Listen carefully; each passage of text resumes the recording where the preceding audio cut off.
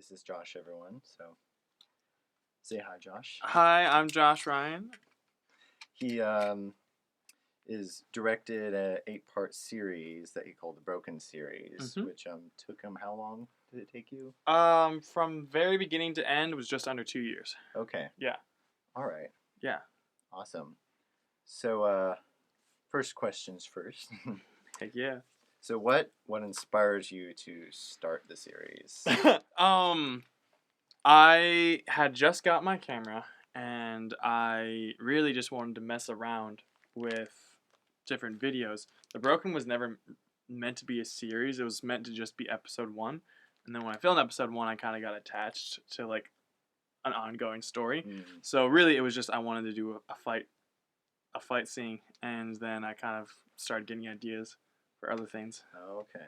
So I'm guessing it started out trying to be like extremely, no, purely experimental, or was there an actual story you were going Yeah, to tell? it was experimental, 100%. It was written in a day. There was no script. It was all half the fight, half the story we came up with on the day.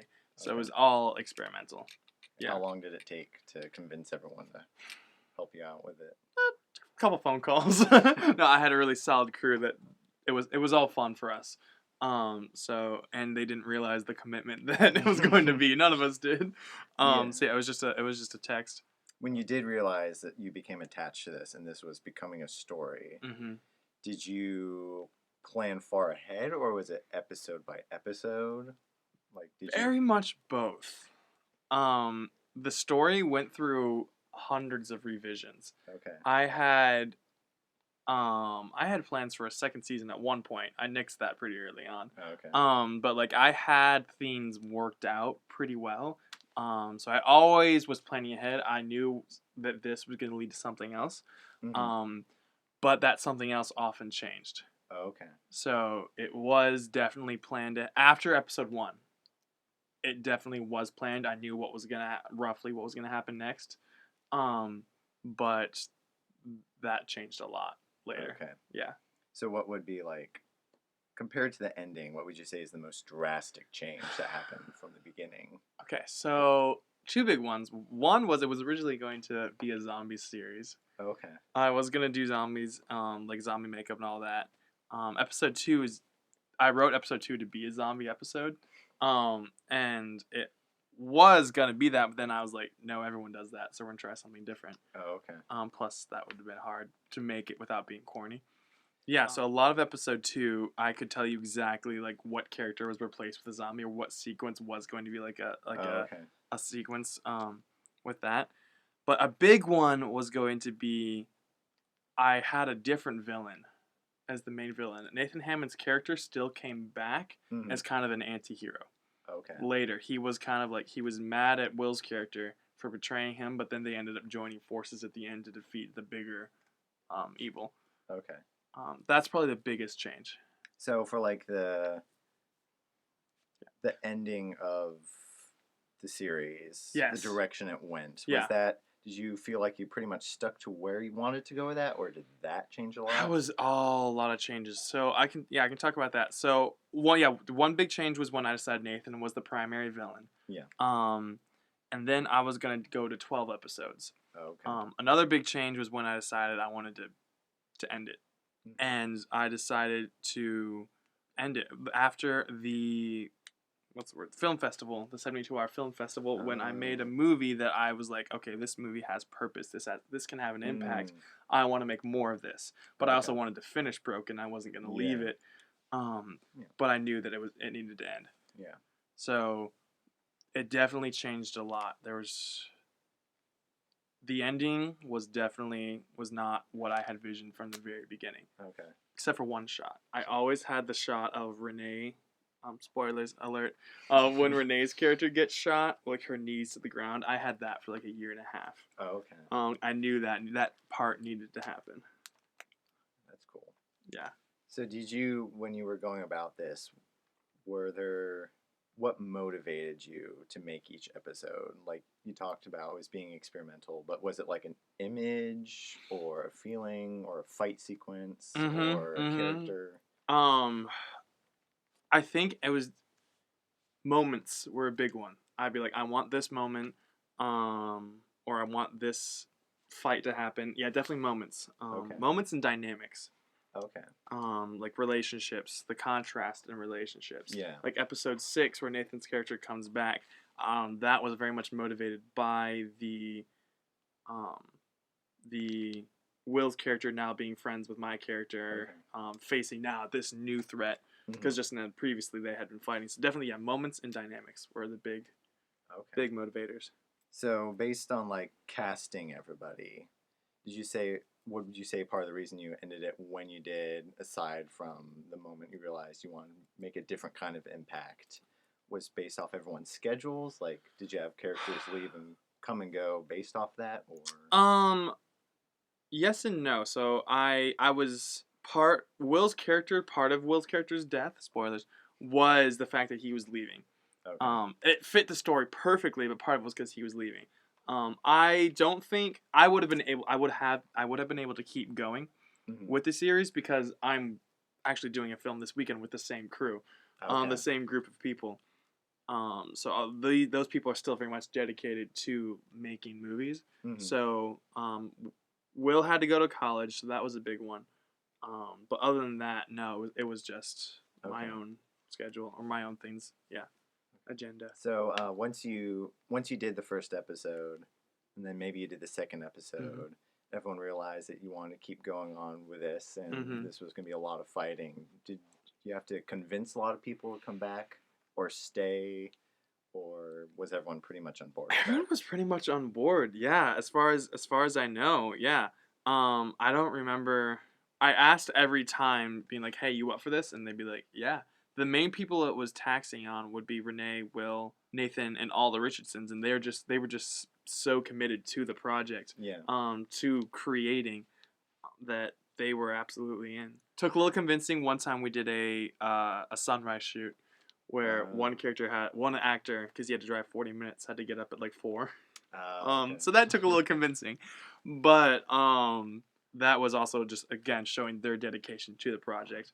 So no, everyone was just on board, as far as I remember, was just on board from the beginning. Yeah. So did you choreograph all the fight scenes yourself, or did you do that with somebody? Let me think. Mostly yes, it was myself. Definitely had help a lot, like input, especially. Every fight we did, there was input from everyone else who was involved, being like, what if we did this instead, or like this part isn't working. The 3-minute one shot, I think, had the most input. I had the first half done, and then the second half was we kind of all collaborated on. But for the most part, it was a lot of collaboration, but that was something I really enjoyed experimenting with and having in my head.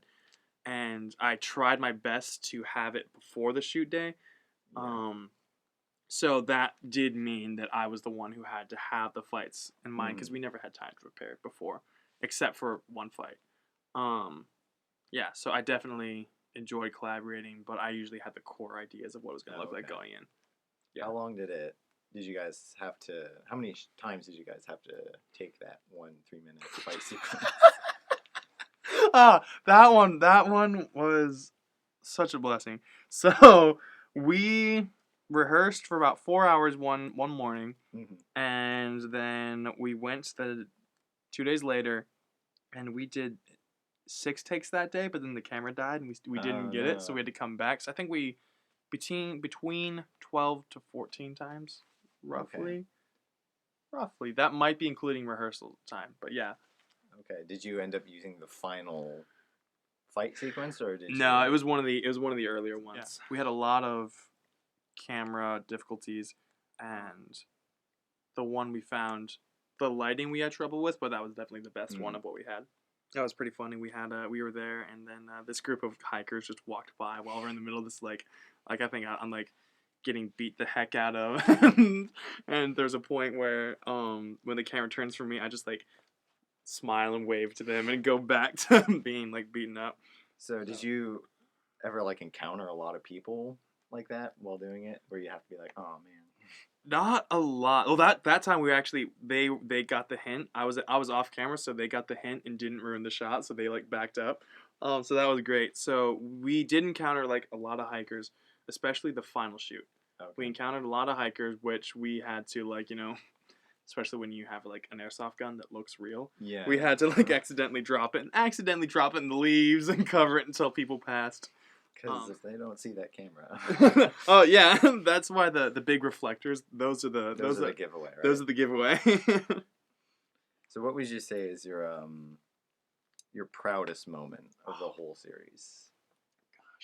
Filming or like part of the creative process, or what actually ended up like I guess like the end result. the end result.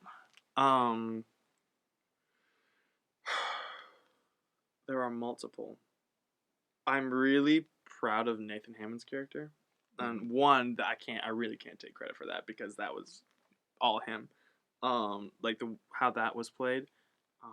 The 3 minute one shot was just a dream that I've had for years to be able to like pull that off. And it's not like professional with backflips and stuff, but like Yeah, it's about as good as we could do. Mm-hmm. So that's something I'm very proud of. And there's a monologue in episode 5 that it gives me chills almost every time that Renee's character does, that she kind of presents the thesis of her character in the show, explaining that even though the world's broken, we don't have to be that way. And the way the music goes with it, I really love that. Yeah. So speaking of music, how much of it was stuff you found online versus someone actually Custom composed for you? There was only one custom piece. Everything else I just found online. Yeah. Okay. Yeah. Scott Richardson did a custom piece in the middle of episode 7. Would you say custom pieces are something you'd try to go for more now? Now that I have a good resource, yes, yeah. A film I did in June that I'm working on, July, it's all gonna be custom. Oh, that's cool. Which Scott showed me a little bit of what he's thinking, and he's gonna nail it. Awesome. Yeah. So, if you're allowed to tell us, what's one moment that didn't make it in the series that you were really hoping would make it in? My character had a sister, and I had a whole. This is back when I was going to do 12 episodes. I had a whole episode that was a flashback on him before the apocalypse, and then the apocalypse happens. His journey with his sister, who is has the same type of innocence that Renee's character has, and then the sister tragically dies, which sparks his rage. So that sets up this parallel where he sees his sister in Renee, which is why he let her live in the first place, and which is why she is the one that is able to kind of like calm his rage. That episode was one that I was really sad to have to let go.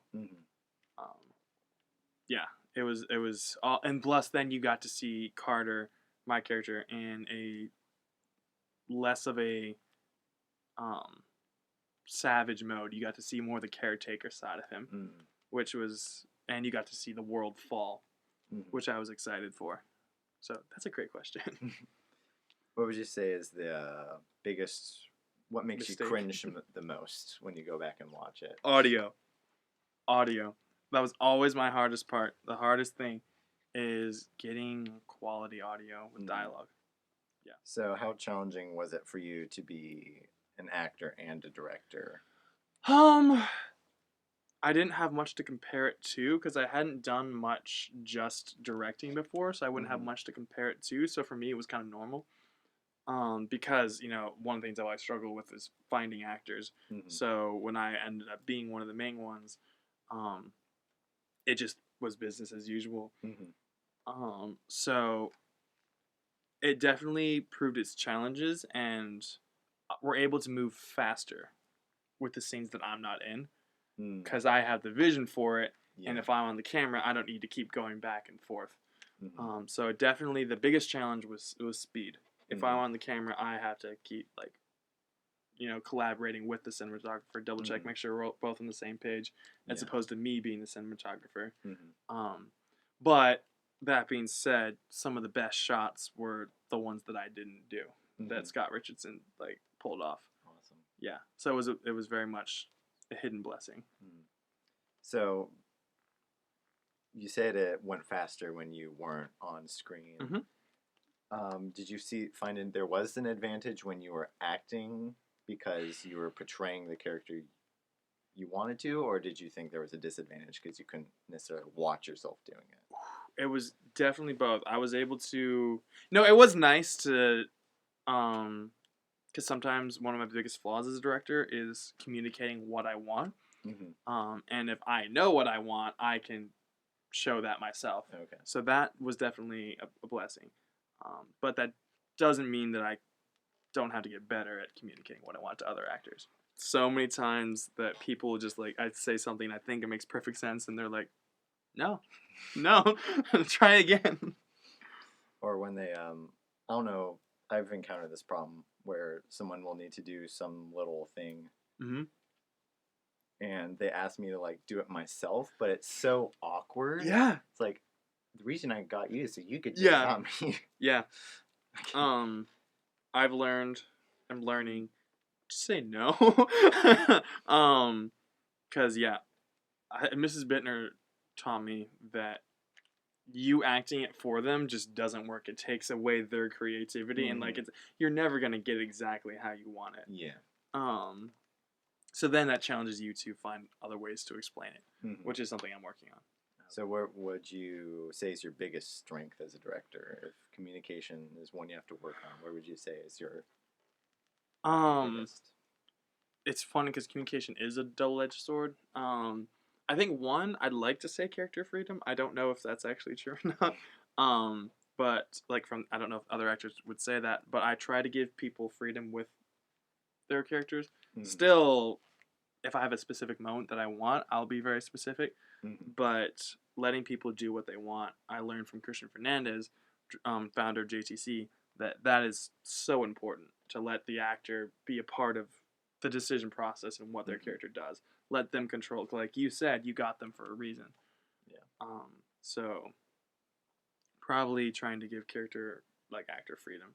So, what did you look to as your biggest inspirations while doing this? Hmm. Specific movies, directors, actors, Mm-hmm. Mm-hmm. all the above. Um, definitely some post-apocalyptic TV shows. Like I really love, if done well, like some slow TV shows. Mhm. Um, where they just like take the world and you learn every aspect of the world and the characters. You don't see that in Broken, Mhm. but that was kind of like my inspiration for it. As far as acting, I don't know if you ever heard of the actor John Bernthal. He was in the Marvel TV show The Punisher. Okay, I never Okay, saw that. it's there's stuff in it, so I can't recommend it, but he's a phenomenal actor. And that was ended up being an inspiration for him for my character. Um, Also, the inspiration for the first episode. Have you ever heard of the TV or the YouTube channel Corridor Digital? No, I haven't. Definitely, I'd recommend. They're mostly clean. I Mhm. definitely would recommend looking them up, especially their older stuff. They are a YouTube channel that just creates short films. Okay. Um, a lot of VFX stuff, and it's a lot based on video games, and it's just fun, short things. Okay. That was definitely my biggest inspiration going into this. Mhm. Just creating fun, short narratives. Yeah. Yeah. Were there any directors you looked to? Um, I love Christopher Nolan, but I'm not Christopher Nolan. I don't. He's not my style. I much more focus on actors than I do Okay. directors. Yeah. So Mhm. I'd like to say yes, but that would not be honest. It kind of reminds me a little bit of like John Krasinski in A Quiet Place, like the Thank directing you. acting Mm-hmm. aspect, and then Yeah. his was post-apocalyptic. It was a little more horror Right. with different elements, but Yep. I Yeah. could see a lot of similarities. I don't Yeah. know if that was at all an inspiration. Everyone, I think I watched that good year after I'd started, but definitely elements of it because everyone in the crew loves that movie. It's a good one. It's a good one. One thing, okay. Here's a movie that really drew inspiration from is Lord of the Rings, Mm. and the main reason for that is that and The Quiet Place. They know how to hold their moments. They Mhm. know when to not cut the camera, Mhm. when to hold it, when to make simply walking across the room important. They know how to make something like that important. Mm-hmm. Whereas when I first started, that sort of thing was kind of like left alone. Yeah. Like when Renee's character gets shot, I drags that out way longer than I would have when I first started, Mm-hmm. because I learned that like audiences will accept what you give them if you do it well. So if you have a really long sequence, if there's a purpose for it, it could be really powerful. Mm-hmm. I've never seen the movie 12 Years a Slave, but it's about a free black man who gets, as far as I know, he gets kind of captured and is put back into slavery. Mm-hmm. I bring that up because there is a 46-second shot, Mm-hmm. I think. It might be even longer. Just a one shot of him being tortured. He has a noose around his neck, and his feet can barely touch the ground. Mm-hmm. So you just see people going around on their daily lives as this character is struggling to keep up. They're not struggling to live, Mm-hmm. they're just struggling to not be in agony.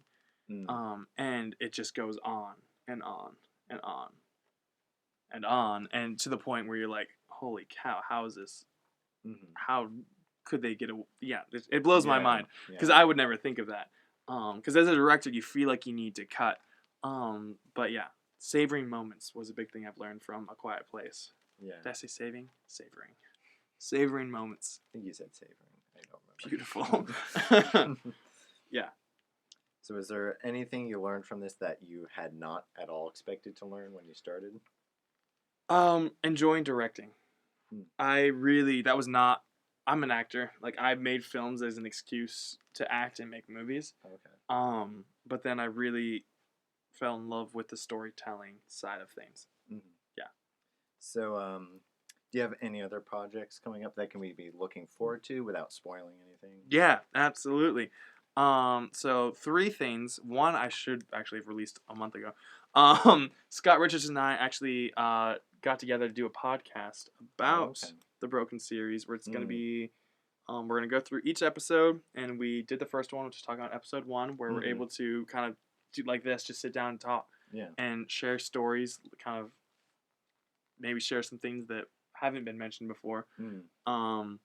We know it's going to be the people that our friends listen to.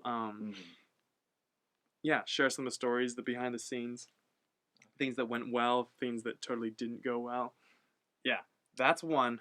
There's I think it's going to be about a 9-minute short film that I did back in July with Sutton Hay, Jimmy Waters, and Will Colzar. Okay. I don't know if you know them, but it's something that I wrote during quarantine, and very excited for it. It's turning out very great. Like, not as a pat on our back as much as like God really just really showed us just how he was there. And we're very thankful. We're very excited to be able to show people. That one will still be a while in the editing process. And actually this weekend I'm going to go down with a crew to Montrose, to Westmoreland State Park, about 2.5 hours away, and we're going to do a treasure hunter film that I'm super excited for. There's this beach with a like cliffside, so we're really excited for that. That sounds like it will definitely be visually appealing. I was going to do woods, and then like, we've done a lot of woods. Exactly. It was like I didn't think we were gonna have access to a beach, but Renee Jarvis came through and she was like, "Yeah, there's this." She'd been there before. She's like, "There's this lovely place with cliffs." So we're very excited for it. It's awesome. So, as a final question, what advice would you give to newbie directors starting off? Fail, learn from your failure, and ask questions. Okay. Those are the big 3 ones. Yeah. I have a whole YouTube channel dedicated to all the terrible films I've made. And if you look at Broken, the first 4 are okay, but there's a notable difference between the first 4 and the last 4. Yeah. So you got to be willing to fail and be like, okay, what went wrong? And then figure out what you can do better. That's probably the biggest thing. Yeah. And don't be afraid to ask for help. All right. Well, thank you for taking your time to have this Absolutely. interview. It was cool to get some insights that I hadn't known. It was cool to Yeah, talk with a fellow director. absolutely. Thank you so much for doing this. Like, this is legitimately a blast. I love talking about this stuff. Awesome. All right. Well, hopefully we can do something like this in the future again. Heck yeah. Yeah. So, Sweet. thank you. Thank you, sir. Thank you.